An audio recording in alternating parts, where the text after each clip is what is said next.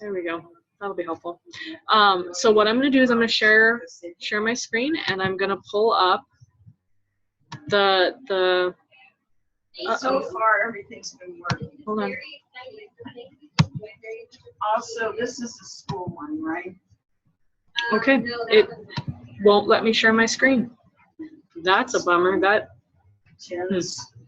won't help at all. I mean, we can still try to do this, but this will be difficult. Okay, so I can't share my screen. So do me a favor, guys. Can you pull up that discussion?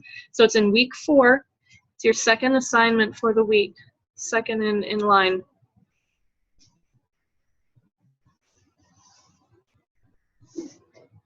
Does everybody have that pulled up?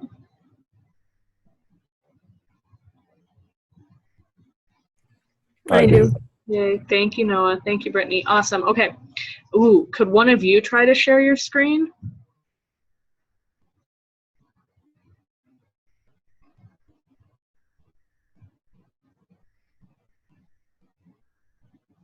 Oh, awesome, Larissa. Thank you so much. So you can share your screen. That's good. Okay, so let's take a look at some of those quotes. Larissa, I kind of need you to be my assistant today since your screen's been pulled up. If you could scroll down so that we could take a look at some of those quotes. So here's what I did. Some of you, most of you did a good job of having specific evidence, and that's so important because that's what proves what you're talking about. It proves that what you're trying to prove actually exists, right? The hardest part is when we talk in vague generalizations or when we talk about things in theory. You can't necessarily say that this is something that's actually happening, or it doesn't show your reader what it is that you're talking about, so it makes it harder to connect to what you're trying to say. When you can use a direct quote or you can describe in detail something that you're talking about, then your reader can follow along, your reader can follow your train of thought. As well as it gives credibility to your argument. You could, instead of saying, yeah, when I see all this graffiti all over the place, what graffiti? What do you see? What does that look like? Then we're not sure if you're just saying in theory graffiti or graffiti that you actually experience and see in your neighborhoods or things like that. So the more specific you can be, the better. One or two of you actually did talk about graffiti or street art that you have seen around town or you've seen in your neighborhood. That didn't occur to me, but I think that's okay. I'm glad that you're using examples from the real world, but again, make sure that it's specific. I mean, if you notice that these descriptions that come from the articles describe Banksy's artwork, it describes what it looks like so that we can get an image. We can picture in our head the picture that everybody sees. If you just vaguely refer to it as graffiti or street art, we can't see it. We don't know what it is that you're talking about. So if you want to use examples from the real world, that's great, but you got to be detailed. Your creative writing is going to have to kick in to give us some of that sensory language so we can see it. So what I did is I took a bunch of quotes from the Banksy article, quotes that I thought could show it did support social change, but also quotes that shows that it doesn't. And what I appreciate is that we have essays on both sides of the fence, on both sides of the argument, which is awesome. I like that. So what I want you to do is to pick 3 of these and then to explain, there's that reasoning, that analysis. I want you to explain how that quote shows that street art can promote social change or that it can't. Now and I do believe I made this clear in the instructions. If I didn't, please let me know. I did say you had to provide an explanation for each quote. I don't want you just throwing down 3 quotes and then offering 2 or 3 sentences for all 3 of them, saying, so all of these 3 show. That's not good reasoning. That's not good analysis. You have to be able to explain how that specific example proves your point, okay? So if you did end up doing that in the discussion, I would like you to go back and offer an explanation for each quote individually as opposed to just providing one. And today I want to work with both sides of the argument. One, because we have students that are arguing various sides, but also because you're supposed to be using counter argument. So to use counter argument, that some people were confused. They were saying, so does that mean I have to prove both sides? No, you don't want to do that because then you're actually disproving yourself. That takes away your own credibility, as well as it's very confusing for the reader. Then we don't really know what it is that you stand behind or what it is that you're trying to say. It almost sounds more like a research paper or an informative paper than an opinion piece. And this is meant to be persuasive. You're posing an argument. What you do want to do, though, is show your reader what the other side is saying, but then prove them wrong. prove that other side wrong, or explain why your side, your opinion is more valid than the other side of the argument, okay? And that does make for a stronger argument. One, it shows that you're aware of what the other side is saying in that debate, but it also helps the reader through that thought process of why that other side is not as valid, or that other side is incorrect, however you want to view that. So what I did, I'm hoping I can share my screen now. Larissa, let me see if I can share my screen. Yes, that's okay. Oh, that's really sad. Okay, this is sorry guys, this is not gonna be as effective as I wanted. Oh, Solomon's here. Hi, Solomon. Let me get your name down. Okay. Well, okay. Larissa, I'm sorry. Can you pull your screen back up? Because I just kicked you out. What I wanted to do, what I had plans to do, was to open up a Google Doc, and we would kind of walk through this process together. And I was going to use one of those quotes and then write down those thoughts, sort of be like the recorder for the class, to write down our evidence and reasoning so you could see what that looks like. But unfortunately, I don't think that will work as well. What I can still do that, and I will post it to, maybe I'll create like a Schoology page, or I'll connect it to a resource so that you can read that and see that. Otherwise, we're just going to have to do this verbally as opposed to in writing, which can still be very helpful, but I think having it in writing is even better. So I apologize for that. Let's start with at the top. Let's see what quotes we have at the beginning. Larissa, you're awesome. Thank you so much. I appreciate it. Let's look at what quote do you think of these first 5 or 6? Which quote do you think best shows why street art could promote social change? Quote 3. 1, 2, 3. Stencils have an extra history. They've been used to start revolutions and to stop wars. Good. What do you think they mean by stencils? What's he talking about? The stencils are hard to describe, kind of. Like plastic that has a design in it, and then I guess you would color in the space. Good. That is there. Yeah, that is hard to describe. Thank you. Yeah, so that we're all on the same page. That's how he was able to get his image up quick, right? Because graffiti is seen as defacement of property, right? And so therefore it's illegal. If the cops get a hold of you, you will, in some, depending on the situation, either be fined or you will be put in jail. So yeah, he had to find a way to do it quick so he didn't get caught, and stencils made that possible. Do you know what he means when he says that they've been used to start revolutions and to stop wars? What do you think he means by that? Propaganda. Yeah, tell me more about that. That's a very important word. Do you guys know what propaganda is, or what that term means? Almost like something being so controversial that it starts provoking people's Actions? yeah. Thoughts? Yeah, good. Propaganda, that's a term we use. It's usually associated with politics, right? But propaganda is when you see images or slogans, philosophies that get people worked up, and it depends on what side of the fence you're on. I mean, if you see it as inspiring, you're not going to see it as propaganda. You're going to see it as motivational language. If it's for an event or for a cause that you do not support and you don't think that's helpful and you think it's hurtful, then you will see it as propaganda. Propaganda does tend to have a negative connotation. Yeah. In our culture. Yep. So thank you, Masala, for using that term. I think that's really important. But tell me more about that. What do stencils and propaganda have in common, or how do they work together? Well, I'm not sure about the stencil part. I guess the stencil part would be that, I mean, if we're going to use the example of stencils being quick, right? Like a quick way to make art, then I guess you use that term as a quick way to reproduce propaganda art, right? Like art from, I don't know, any I mean, any war whatsoever. You know, like art has been used for almost every war that I can think of to influence. I mean, from the Revolutionary War up to, you know, the Vietnam War. I have Vietnamese propaganda posters hanging up on my wall right now, right?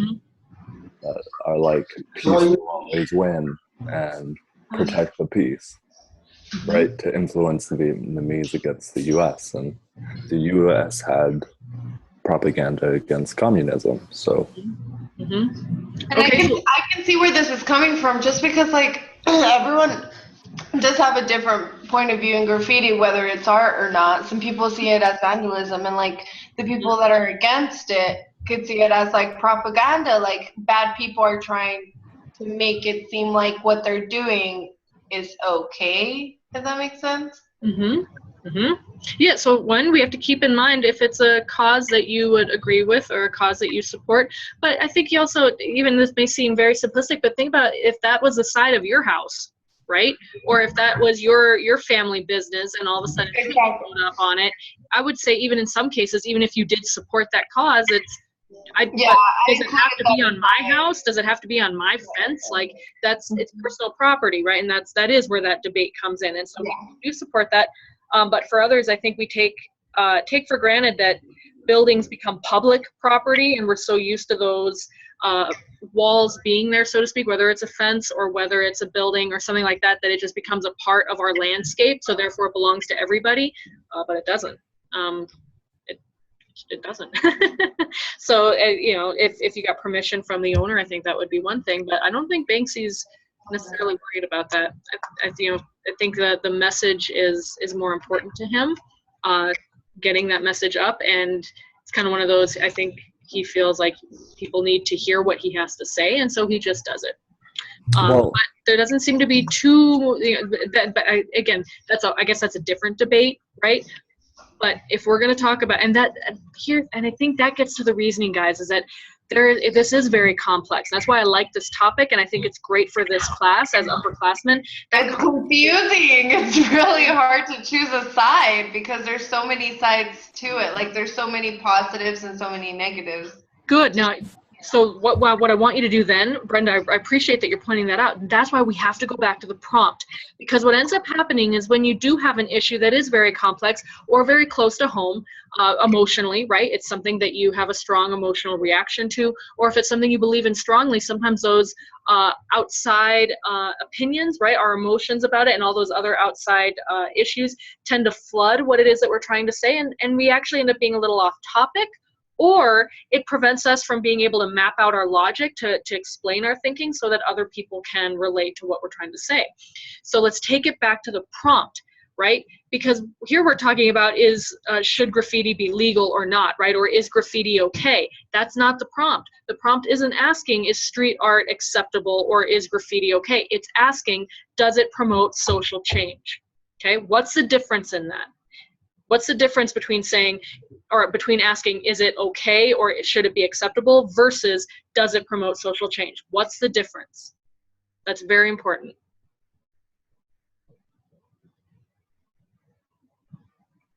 well, I mean, if the argument is that, then definitely, I would say definitely it promotes social change, whether it's the change the artist intends or not. It does promote social change. Oh, okay, so I can hear your viewpoint, your opinion on that, and that's good. Yeah. But what I want people to see is that something can be illegal and promote social change. Likewise, just because something is legal doesn't mean it will promote social change. I think you can argue either way, that it will or it won't. But if what we're talking about is good or bad, you're missing the point. Okay, one, good or bad is incredibly vague. What makes something good?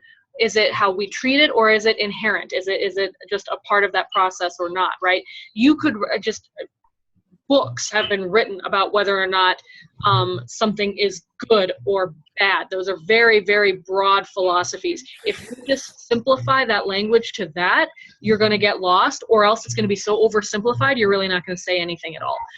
So It comes down to, does it promote social change?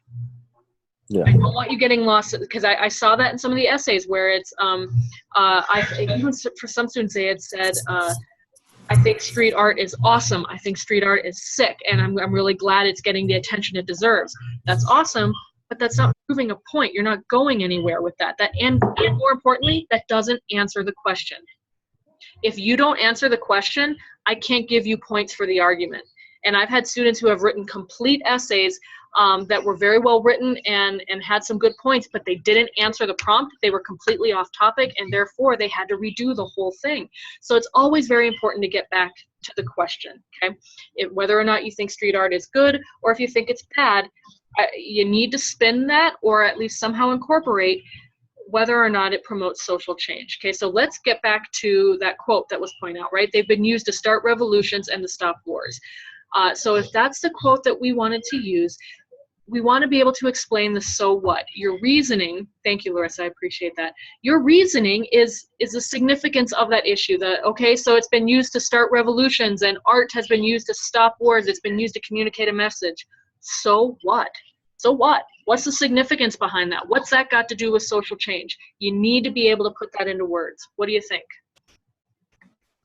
Well, I mean, I kind of find it evident. I mean, if it stops revolutions or stops wars, wars are very much or revolutions, especially revolutions, are social change, right? So if it starts a revolution, then it's evident that it promotes social change. I mean, a lot of the American Revolution used art to justify their cause. I'm thinking of like I can't even remember their names. The Women of Liberty, or the Liberty Sisters. I don't know. Right? Okay. I'm thinking of that portrait, right? Okay. And how it inspires many Americans to the cause of liberty, right? Okay. Or inspires, that art thus inspiring the French Revolution and that sort of. I mean, that in itself is the social aspect of life. I mean, the people who make up the social aspect of life rising up and saying we want to change in our society, which. Okay, that's what I wanted to connect you to. I hear you talking about, even the revolution means change, to revolve, to change position, to change location, right? But a revolution is a change, but it's the social part that's also important. So how does art inspire society? How does art affect the people that will then inspire them to change? There's that next part. Well, I mean, it affects people's emotional standpoints. We have emotional reactions. Standpoints, but emotional reactions, yeah. It affects how people react emotionally. Or it can also affect people's perceptions of an issue in society. Good. And why is that significant? How is the fact that it changes people's perceptions, why is that significant? Because people who may have not been on board with a cause can change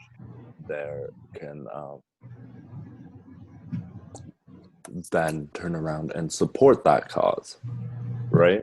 Okay, I mean, so it allows them to see somebody else's perspective, to see what somebody else sees and what somebody else is feeling.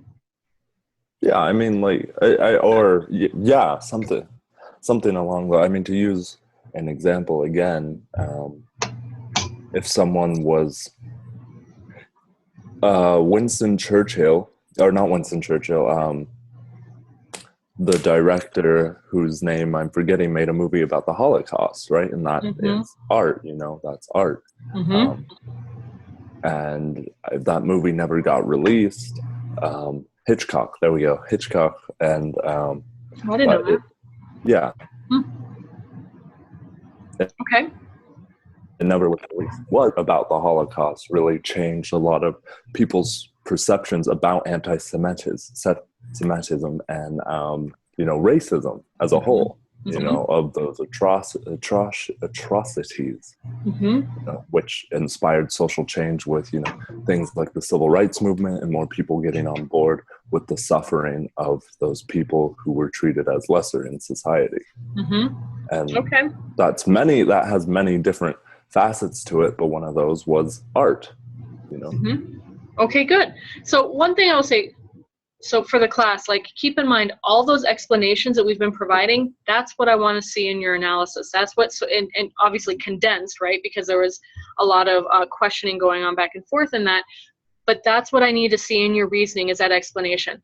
The second thing I will say, though, is that if it took that much effort to explain how this quote proves what you're talking about, while it may seem incredibly obvious because it says it's used to start revolutions and to stop wars, I would almost argue I think we can find a better piece of evidence that's easier to explain how we see it positively affecting or influencing social change. The one that catches my attention is three down from the one we were working at.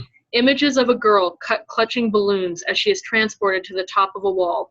2 stenciled children with bucket and spade dreaming of a beach, and a boy with a ladder propped against the wall were poignant meditations on the theme of escape. Now, what I didn't include in this quote is the context, and the context is very important here, because where is this image located? On a wall where they tried to stop terrorists built in Israel. Do you remember?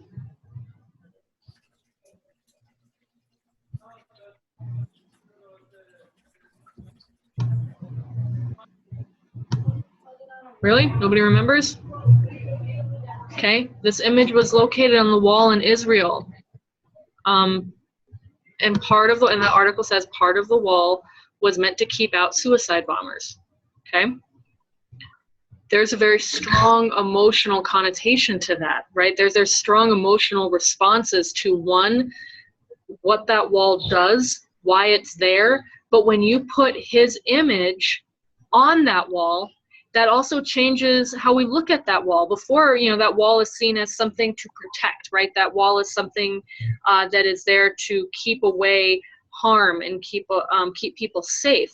But, oh, sorry, Larissa. Okay, her speaker stopped working. But if we take Banksy's image and put that on there, how does that change our perception of the wall? What do we see now?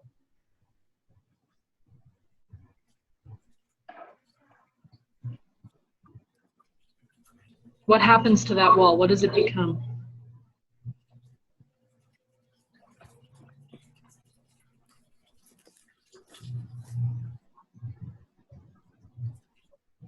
What was the question again? So What'd you we say? know, based on where this is located, it's on a wall in Israel that's meant to keep out suicide bombers.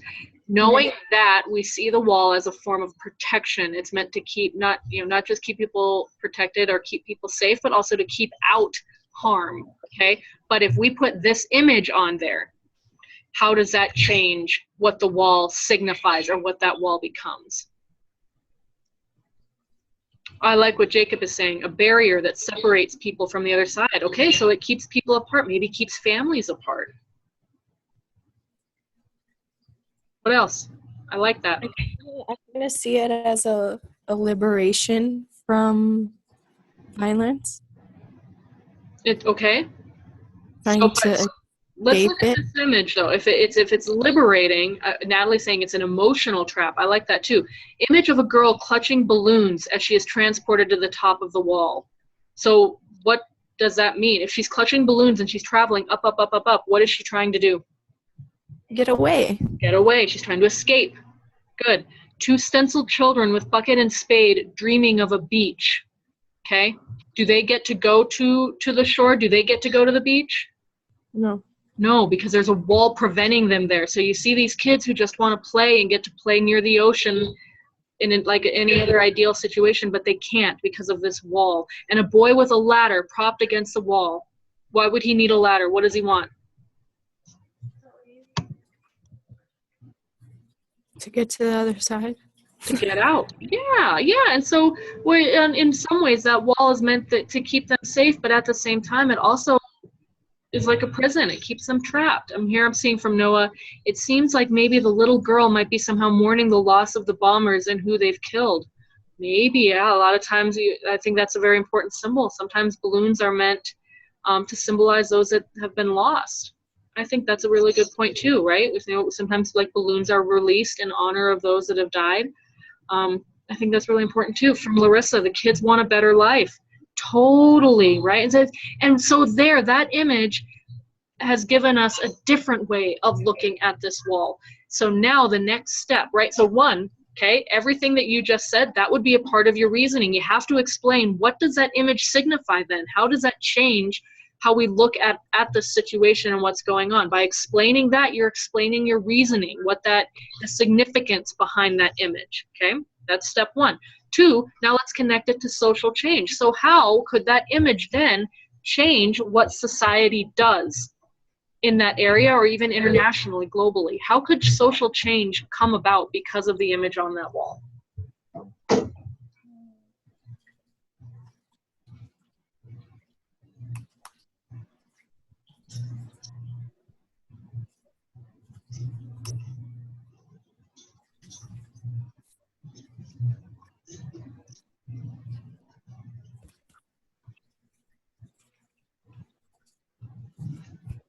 Thoughts?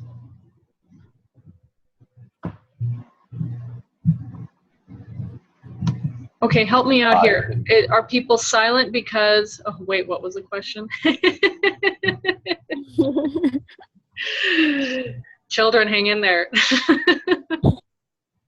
How can that image, no, I don't think you're the only one, so you're okay. But how does that image promote social change then? Now that you have explained, Larissa, and I think that's that's what I wanted to find out. Thank you, Larissa. So the first part, right? We explained the significance of that image. That's incredibly important to do, okay? Especially with art, because it can be perceived differently. So you got to explain how you perceive that art, okay? And then two, how does it promote social change? How could that promote social change? By knowing where it's located and how that changes how we perceive the wall. No longer is it just a thing to keep us safe, but it's also almost a prison or a trap. It's a barrier. Yes. Right. It can also be seen as a sign of, in my opinion, oppression. Right. Oh, good. I think. Good word choice. And I agree with Larissa. The conversation. Oh, sorry. No, you're okay. It's coming in on both sides. That's awesome. So Larissa is saying, I'm trying to find a way to put it in words. Maybe have people around the world see how we can help these kids. Is there a way to keep them safe, but also not? And that's why I think that word oppression becomes very powerful, Masal, because I don't think we would perceive this wall as oppressing until you think of it that way. What's it doing for these kids? It's keeping them confined to such a small area, and now they're stuck living in a world of fear. And they don't get to experience the world around them. They don't get to see and move freely. And I do think, I think Noah, was that you? Someone had said it also it keeps people apart. Yeah, it keeps people like divided. I mean, it's also like, it can also be a tool for discrimination as well. I think there's now, as opposed to like when Israel was first given to the Jewish survivors. I think there's a lot of conversation now about Zionism and about, about modern day, I don't want to say colonialism, but, modern day taking of people's land and setting up this big barrier. Not only that, but I want to say religion is involved with it. It can be. If anything, now all of a sudden, guys, something that was very simple, a wall that was meant to protect, has now become so much more complex, right? Because of one piece of art, you can see the complexity of the issue, and it gets you thinking. It's changing your perception, and it gets you thinking about what we're saying, Natalie and Larissa, right? For people to realize, not through words, but through visual art, that they are not only safe, but boxed in for other people's actions or because of other people's actions. So how can that promote social change? It gets us thinking creatively. Maybe there's a way that we can keep them safe, but also allow these kids to live life, allow these kids to be able to have some equality and have equal access to resources all around them and not just be stuck in one area. There's lots of things that are there, but it if anything, it gets them thinking about change and gets conversations started. The conversations are the first part, the first step in any sort of change that happens within society. So, right? Agreed. If we could have more of an informed opinion, agreed. Totally. Yeah. Thank you. So good. That's what I want you saying in your reasoning. That's what needs to be there in your analysis, not just that art changes how we look at something and then moving on. Yeah, I mean, that's very efficient for the sake of writing.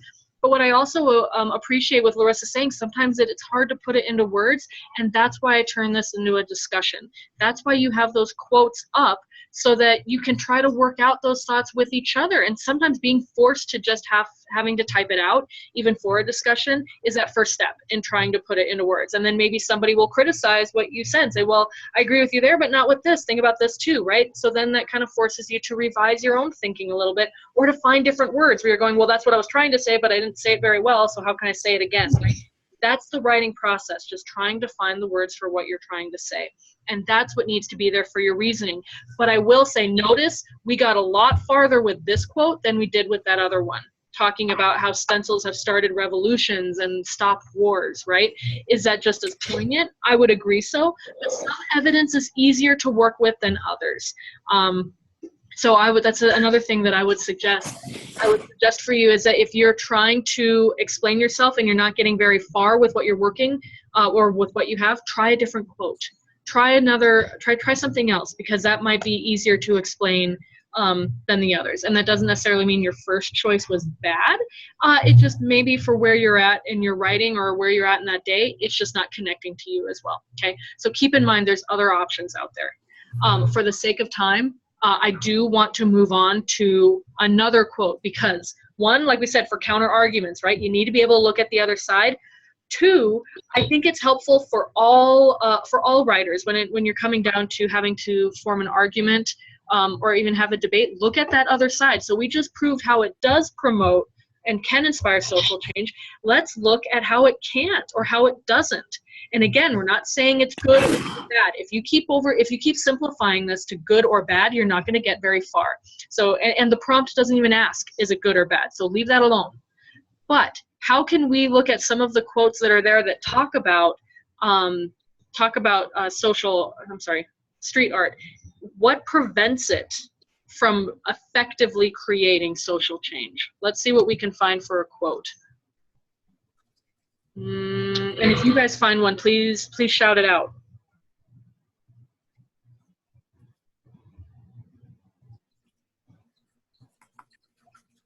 Okay. I mean, we've got one that says, it could be said that Banksy's subversiveness diminishes. Oh wait, where'd it go? Sorry. Well, oh, good. Thank you, Larissa. Diminishes as his prices rise. He may well have reached a tipping point where his success makes it impossible for him to remain rooted in the subculture he emerged from. I think that could be one that we work with. There was another one. Someone help me out, guys. There's a quote that talks about how it's really short. It's a really short quote. Is it up at the top? Yeah, let's go up to the top, Larissa. I think I may have had it as one of the first ones. Dissent. It's a lower. Oh yeah, all graffiti is low-level dissent. And Banksy. Oh, okay, you're good, Jacob. No worries. Have fun at practice. All graffiti is low-level dissent. And this is coming straight from Banksy, right? Now, granted, he does give a qualifying feature after that, but still, if we call it low-level dissent, right, that's sort of giving it a negative connotation. That's something to think about. And then there was another one. Do any of these, which ones do you guys want to work with? Is any of them speaking to you?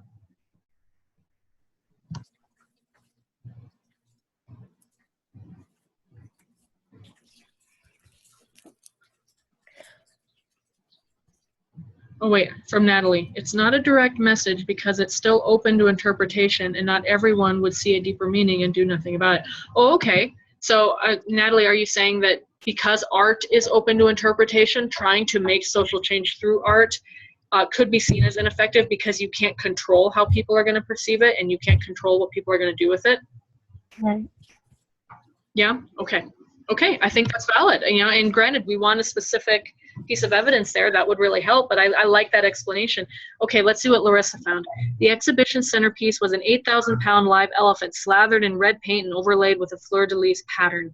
LA's outspoken animal rights advocates were incensed. This is a good example.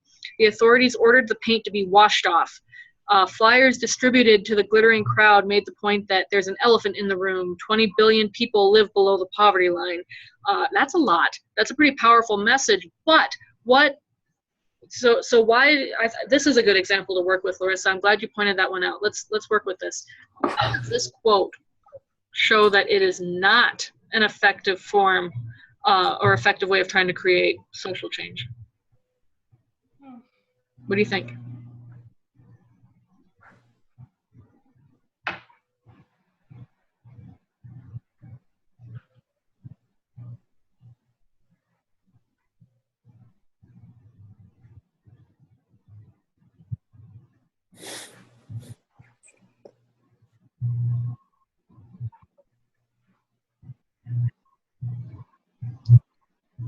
First off, did people really focus on the fact that 20 billion people lived below the poverty line? Is that what made the news?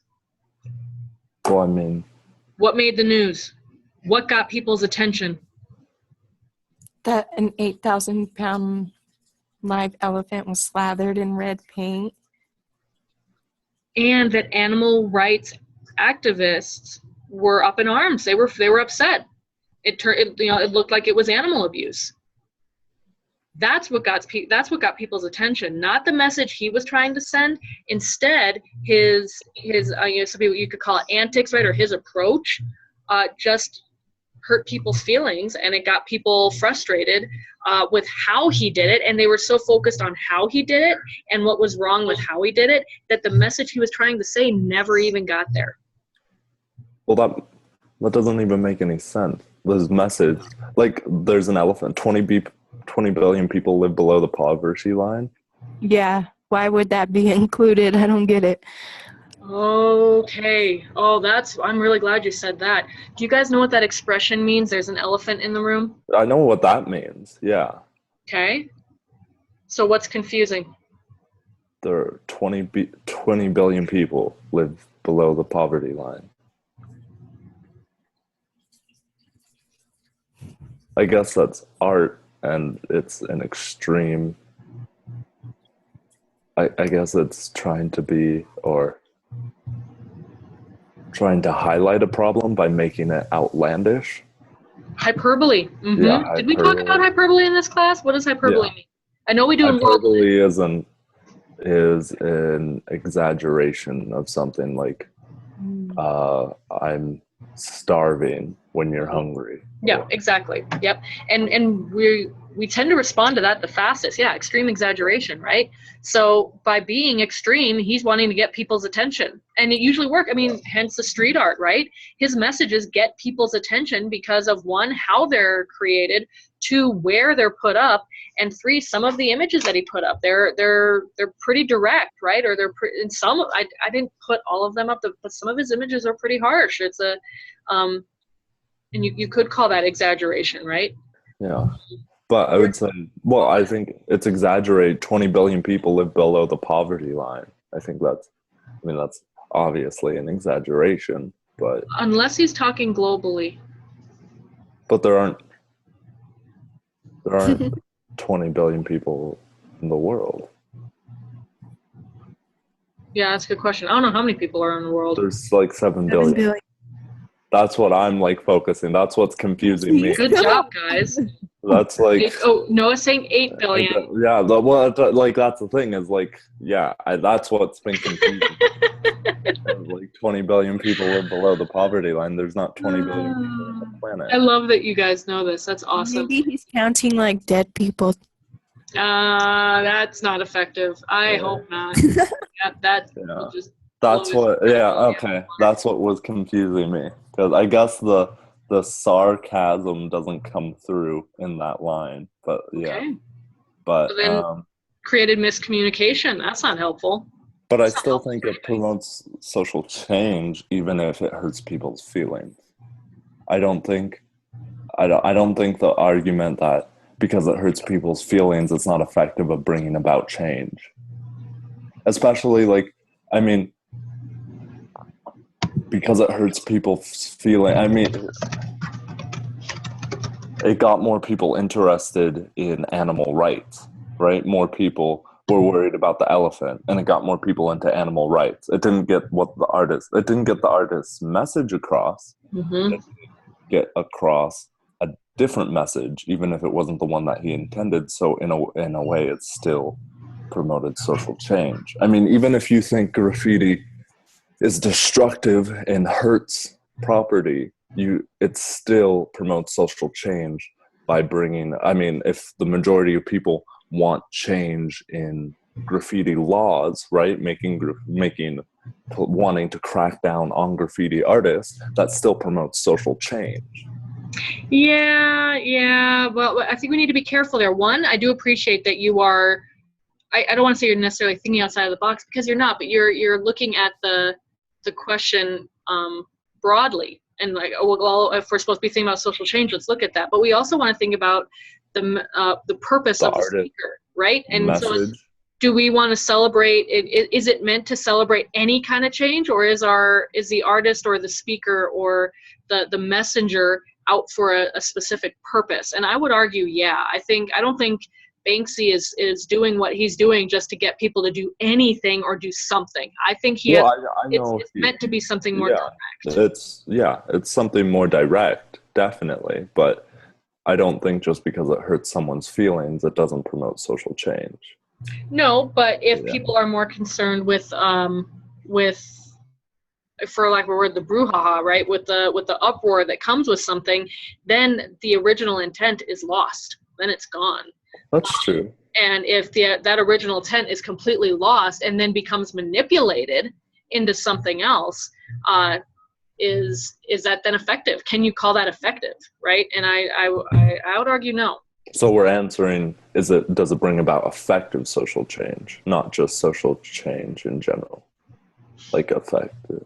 That is a fair question, Masala. I appreciate the technicalities. That is a very fair question. I think we can go back to the prompt and look for that. I will say, with where we're going, I think we could also use a different quote. Some of you had also used the quote that talked about how out of all of his images, a large portion of them had been washed away, had been washed off because it is considered illegal. There it is. Right, one more up. A number of his works exist only in memory or photographs. When I recently wandered in London searching for 52 previously documented examples of Banksy street art, 40 works had disappeared altogether, whitewashed over or destroyed. And some of you had used this as an argument for why it cannot be considered effective to promote. I think that's our key word, Masala, that it promotes that social change. So Noah's saying, even if he's trying to change the issues in the world, if the world isn't open to what he has to say, then his attempts at change will only be washed away.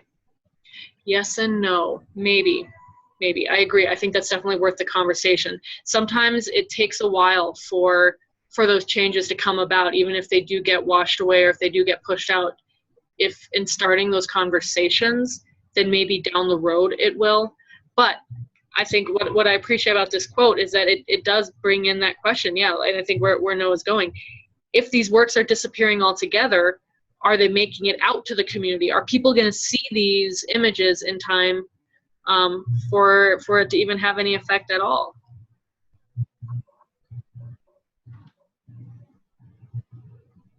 It could be argued no. Yeah, I think it could be argued the fact that I think his harsh ways is why these people are against his work. And Larissa, what I like about that point, and I think Noah, you were tying this into to that emotional reaction, if people are so offended by his approach, they're not going to hear his message. If people are so offended and are turned off by how he does what he does, that's going to grab, and I think that's where we're going with the elephant as well. That's going to be what people focus on, and then they're not going to be willing to hear it. No, I think that's where you were going. Am I right? That's what you were trying to, yep. And I agree with you. I think that's a really, really, really valid point. And so, right, it opens up that conversation, right? You got to pay attention to your form. You got to pay attention to your words. You got to pay attention to to your approach. If what you are concerned with is social change.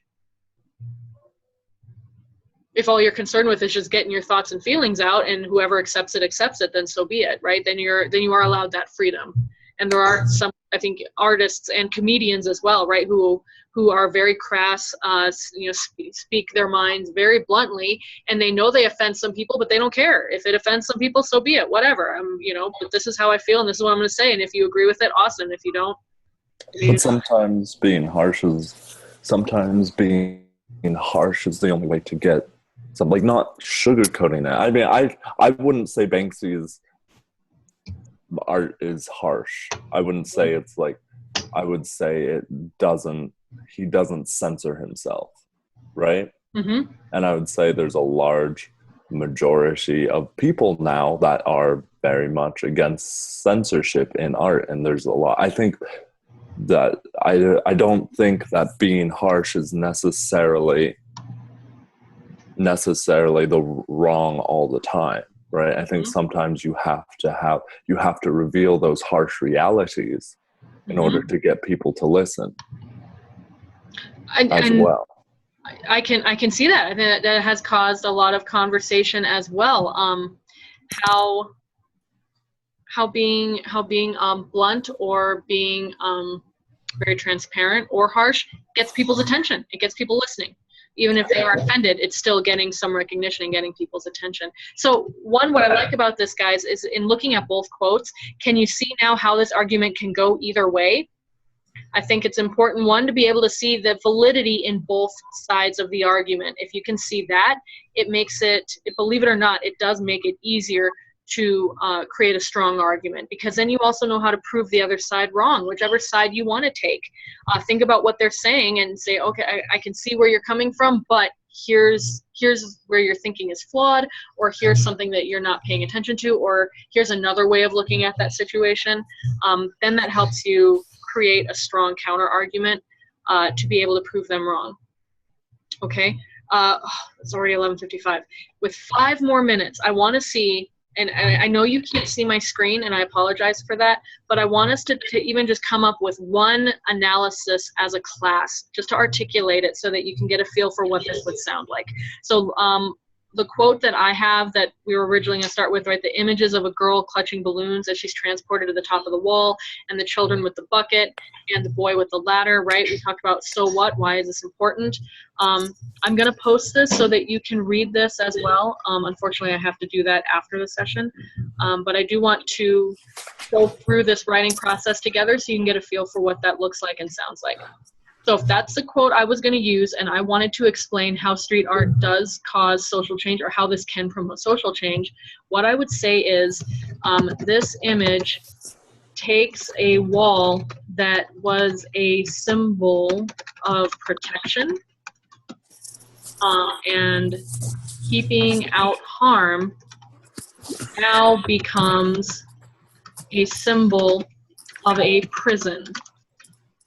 This image of the children, well, let me be more specific. This image with a girl who is trying to float away, right? Now I'm sharing my perception of that image. This is an image with a girl who's trying to float away. Children who want to play as children should. And a boy who wants to climb to the other side, okay? That's a part of analysis, sharing your perception, right? So this image with all of these different meanings shows the world a different way of looking at this wall. It is keeping them away from other opportunities. Okay? And you could expand on that in whatever way. And here's where I would say, Masala, with what you've shared, it shows to me that you have a really strong background in history, and that's awesome. What I think will be my warning for you, if you do have a strong historical knowledge, or if you have a lot of personal experience with the issues, we like to talk through examples. We like to use those examples to speak for us, and you have to be careful, because if all you're doing is using more examples to share your thinking, you're actually not sharing analysis, you're just sharing more evidence. You want to be careful that your examples are important. So it's okay to bring in those outside examples, just make sure that you offer some reasoning after that. You got to get to that analysis, okay?